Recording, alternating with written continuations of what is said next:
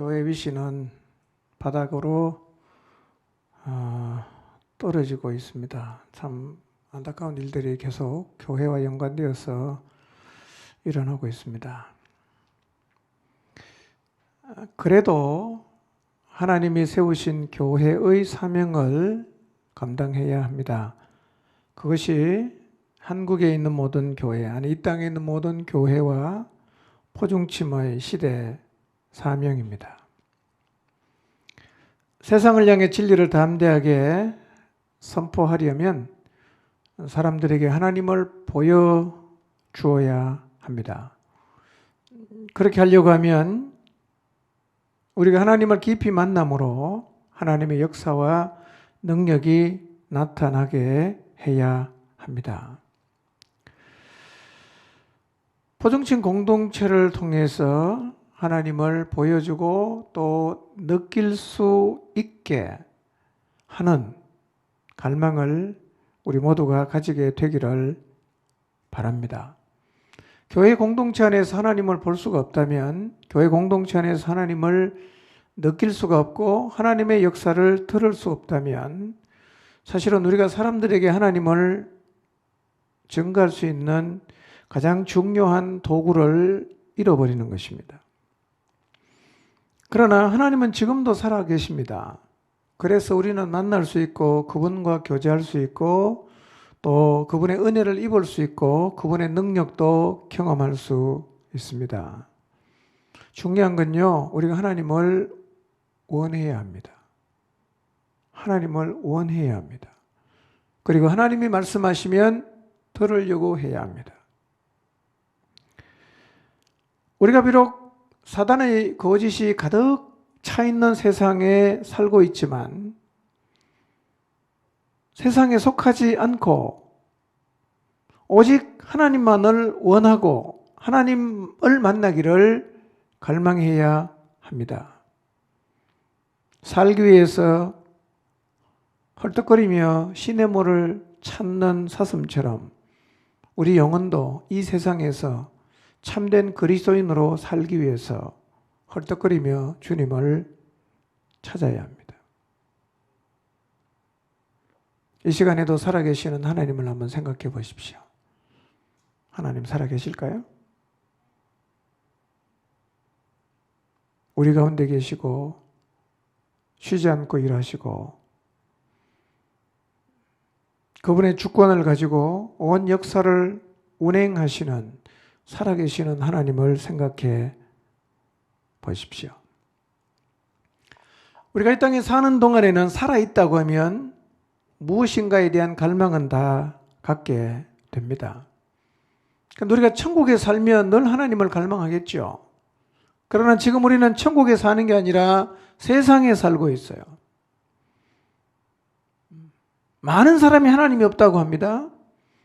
그리고 하나님을 향해 갈망을 갖고 있는 사람이 아주 적은 세상에 살다 보면 세상에 살고 있는 많은 사람들처럼 우리도 세상에 마음을 빼앗기기가 쉽습니다. 그리스도인인데도 육신의 정욕을 채우는데 온 마음을 쏟고 그리스도인이지만 안목의 정욕을 채우는데 자신의 마음을 다 쓰고 이생의 자랑거리를 찾는데 마음을 다 빼앗겨서 마음과 시간과 재물을 그곳에 다 쏟아붓고 있을 수가 있습니다.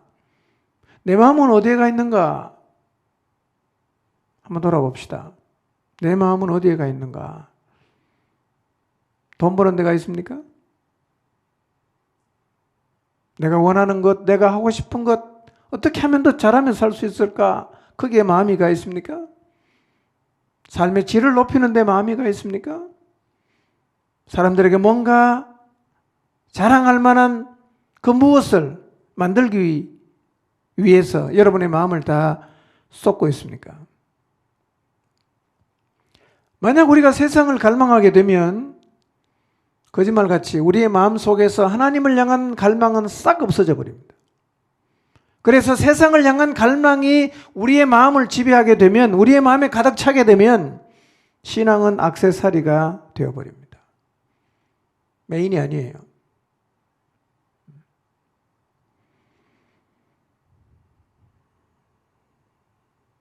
인생은 하나님께 못 드려요.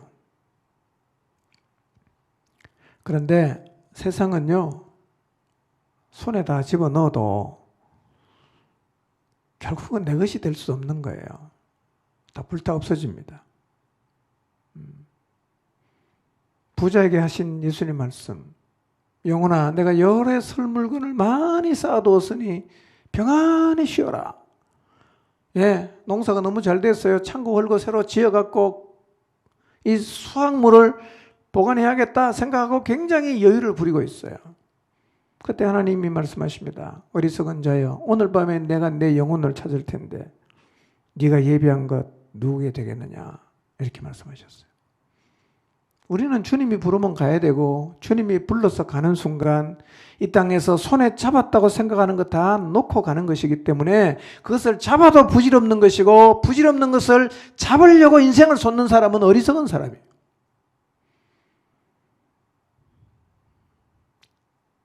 속지 말아야 됩니다.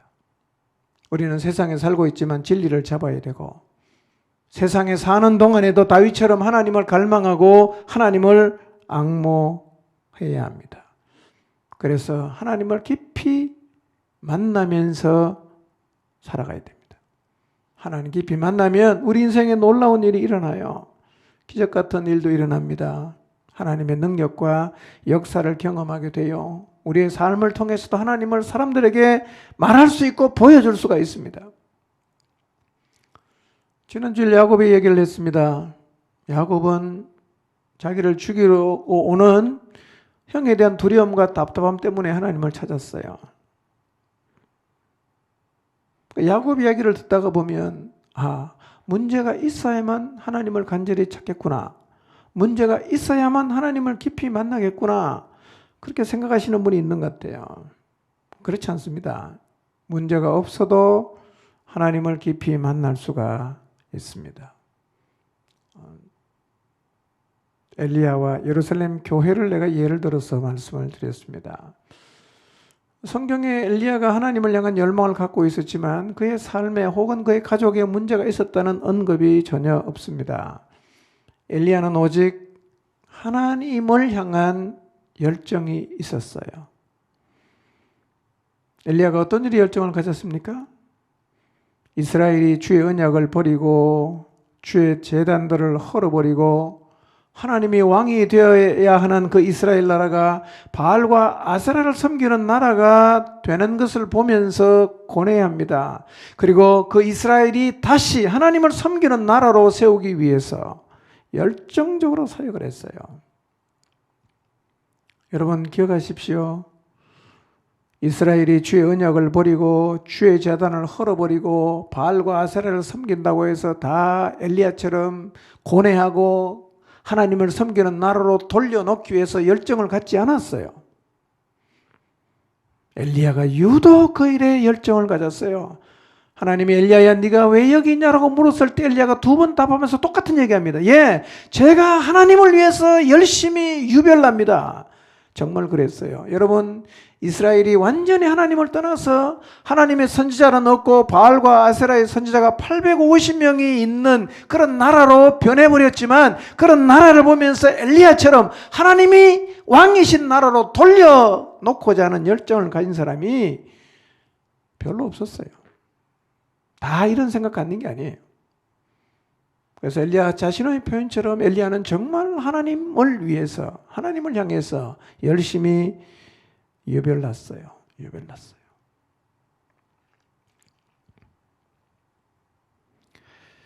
여러분, 오늘날도 마찬가지 아닙니까? 교회가 영적으로 침체하고 교회가 몰락하고 교회가 무너져 가는 모습을 보면서 가슴 아파하면서 고뇌하면서 그 교회를 다시 세우고자 하는 열정을 갖는 사람이 모든 사람입니까? 그렇지 않습니다. 몇 없어요.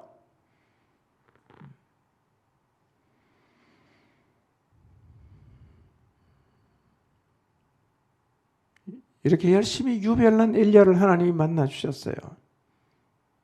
그리고 다시 그로 하여금 사명의 자리로 돌아가게 하셨습니다. 여러분 가끔 하나님을 향해 특별한 마음을 가지고 정말 열정을 가지고 사역을 하다가 엘리야처럼 낙심을 하는 경우가 있어요. 내가 정말 하나님 위해서 열심히 살았어요. 모세도 그와 같은 경우죠. 나이 40이 되었을 때 내가 이제 이 나라를 위해서 뭔가를 해야겠다. 내가 하나님을 위해서 뭔가를 해야겠다. 그러고 나서다가 사람 죽이잖아요. 자기 그린 그림대로 그림이 안 그려졌어요. 너무 실망했어요. 40년을 광야에서 양치기로 살았어요. 오늘 하나님을 향해서 특별한 마음을 가지고 열정적으로 사역을 하다가 내 그림과 하나님의 그림이 맞지 않아서 엘리야처럼 낙심을 하는 경우가 있어요. 있을 수 있습니다. 우리도 그럴 수 있어요. 혹시 그런 자리에 있다면 하나님께로 나오십시오. 하나님을 깊이 만나십시오. 하나님이 새 힘을 주실 것입니다. 다시 그 치열한 사역의 현장으로 돌아갈 수가 있을 것입니다. 낙심한 엘리야, 하나님은 재우시고 먹이시고 재우시고 먹이시고 불러서 호렙산으로 가라고 하십니다. 거기서 만나 주십니다. 그리고 엘리야를 다시 사명의 자리로 가게 하셨습니다. 중요한 것은 엘리야는 자신의 문제 때문에 고뇌하진 않았어요. 이스라엘을 보면서 고뇌했어요. 하나님의 나라인데, 하나님이 왕인 나라인데 우리나라 이렇게 해서 어떡하는가 고민했어요. 저는 오늘 이 시대 우리도 엘리야처럼 고뇌할 수 있어야 합니다. 엘리야가 가졌던 열정을 우리도 가져야 합니다. 여러분 공동체를 보면서 고뇌하시기를 바랍니다. 우리 안에도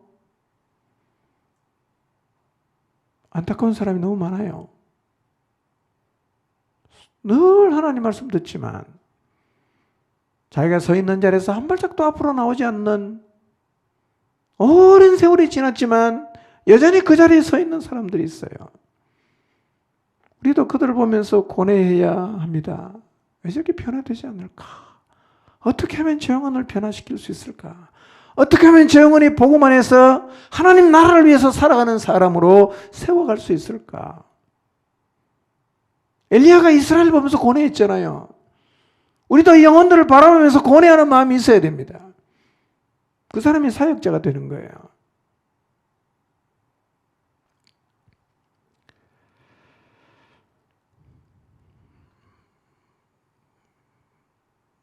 저도 공동체를 보면서 고뇌할 일이 참 많습니다.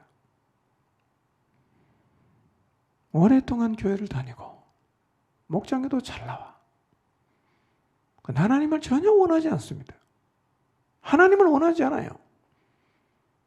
교회는 나오는데 마음은 늘 세상을 추구합니다. 어떻게 해야 되나? 저 영혼을. 수없이 말씀을 듣지만 말씀에 반응하지 않습니다.